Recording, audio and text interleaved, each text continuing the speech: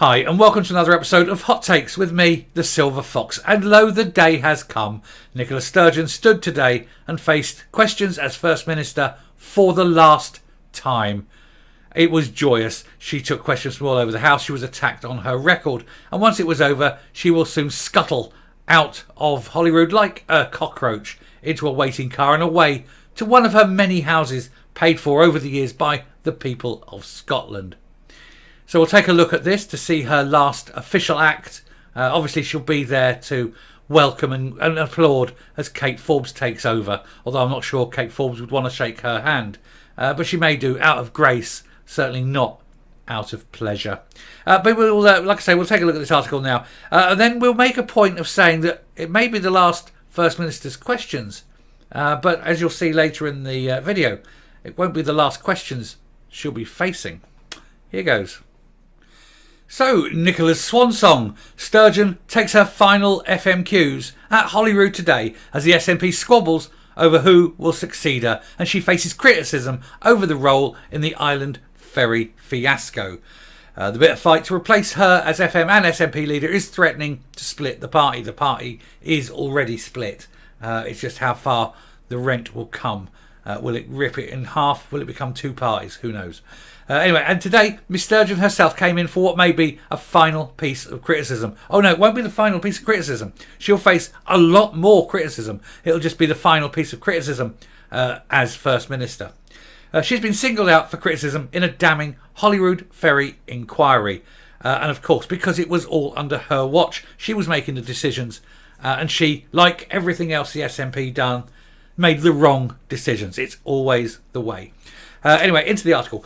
Nicola Sturgeon will bow out of Holyrood today as she takes her final FMQs ahead of her successor taking over on Monday.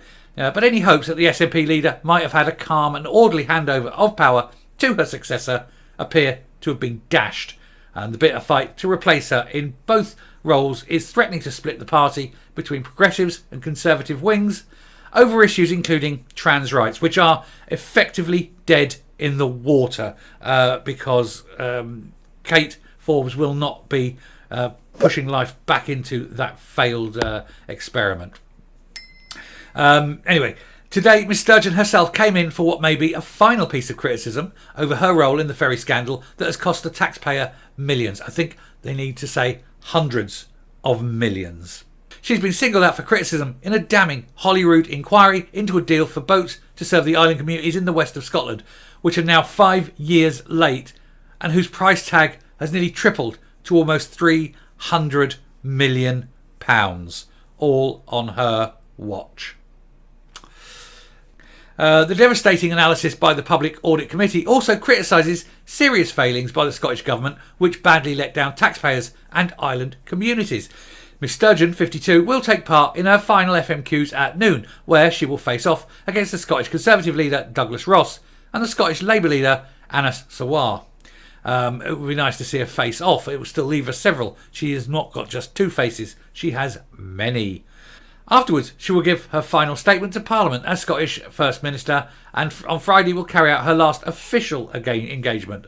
Her resignation triggered the SNP's first leadership election campaign in nearly 20 years since she became leader of the party in 2014 after the resignation of Alex Salmond, pushed out over unfounded allegations, but he was really no different from her. Kate Forbes, Hunza Yousaf and Ash Regan are all in the running to be the next First Minister, with the ballot for SNP members set to close on noon on March the 27th, Monday, with the new leader being appointed the next day. It's Kate. It's undoubtedly Kate Forbes.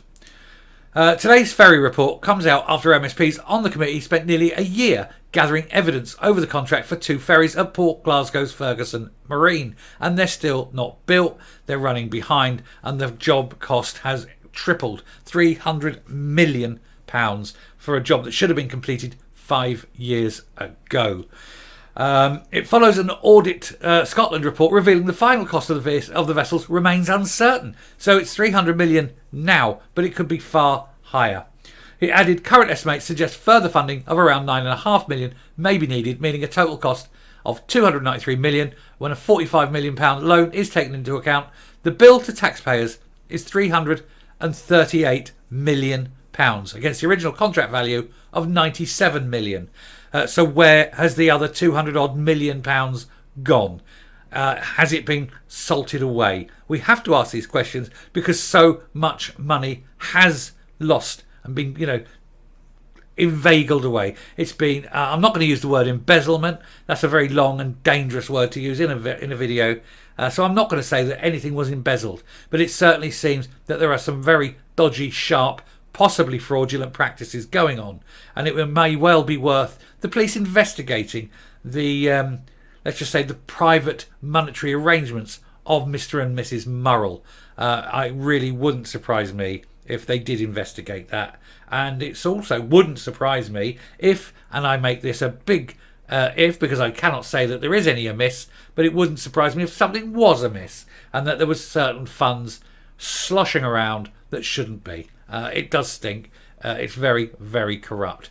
I don't mind a millionaire becoming a politician. I am very deeply concerned when a politician becomes a millionaire. Anyway, the report highlights ministers approving Fergus Marine Engineering Limited as being named as the preferred bidder in August 2015, and this was announced by Miss Sturgeon. Detailed negotiations took place in September and up to October 8th that year when ministers approved the award of the contract.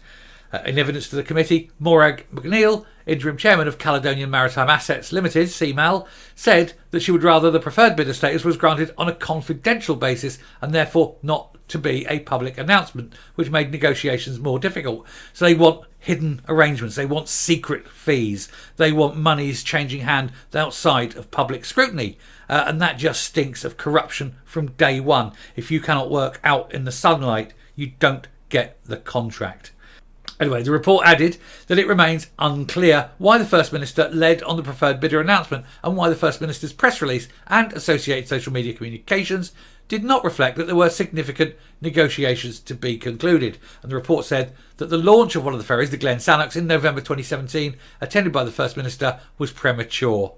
Scottish Tory Transport spokesman Graham Simpson said the report shows up a series of failures on an unprecedented scale. It's hardly unprecedented in terms of failure because everything the SNP do is a failure. But how can you get the building of a boat so very badly wrong? These people are professional boat builders. You give them you agree a price, they go away and build it, you pay the bill. And if you have to pay in instalments on the way, that's fine. How do you triple a bill? How does it go from 97 million to 238 million? Who's auditing it? Where's the money gone? People need to see. It needs to be pulled out into the firm light of day and a spotlight shone on this to make sure that every single penny of public money is accounted for. And it would not surprise me if there was an awful lot of skullduggery going on in this deal. And everything that Sturgeon has touched, it seems, is somewhere, somehow corrupt. Or at least that's the impression I get. Anyway, she is done. She is over. She is finished.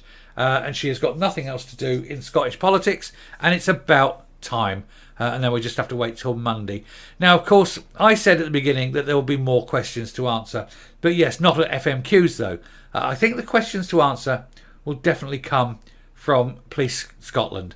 I think that they need to be formally arrested and then questioned under oath, under investigative powers. They need to be thoroughly examined, and I think there's going to be a lot of questions coming. I think heretofore the police could not really have pushed too deep an investigation because they'd be seen of, let's say, political bias. Also the fact that the SNP have got a lot of power within the police with their placemen, their yes men, they're artificially promoted within to make sure that their people, it's like a secret society, and their people are in senior positions in the police. But I think once we have the change of regime, I think a lot of that will change. And the police now can quite freely investigate the Murrells and all their dealings. There'll be no political nature to it now, as they're both now outside of politics, and it won't come a minute too soon. Anyway, I shall round off here, come up, and then we'll round off this video and maybe go and crack open the champagne and pop the party poppers and things and celebrate the final end of the Golem of Govan. So join me upstairs in a second. I think it's true to say that very few politicians leave office to sort of universal acclaim, or at least with general admiration and respect, because politicians generally, 99% of them, 99.99% of them, are self-serving, money-grubbing reprobates. They are contemptuous and odious creatures. They want power not to do the public good, but to improve their own lives and their own standing. There are a few that do good things, I agree, but there's not many. They're very few and far between. So you must look after them when you find one. But Sturgeon is not one of those. She is a money-grubbing, self-serving insect. She should abase herself before the people of Scotland and apologise for all the misery and poverty that she has caused. Now, as she leaves the building, she should be hanging her head in shame, but she probably won't. It's not a moment too soon for her to go, and at least she's taking that oath moral with her. It's a shame a few others don't go as well. But we will not cry any tears as she leaves office. But we do hope that the police pull their finger out, and now that there's no political sort of intrigue, that the police will give a full and deep investigative process.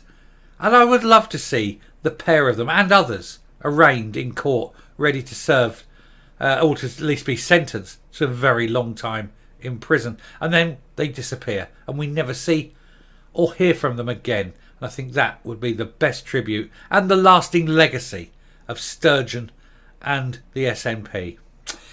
Anyway, rejoice, she has gone.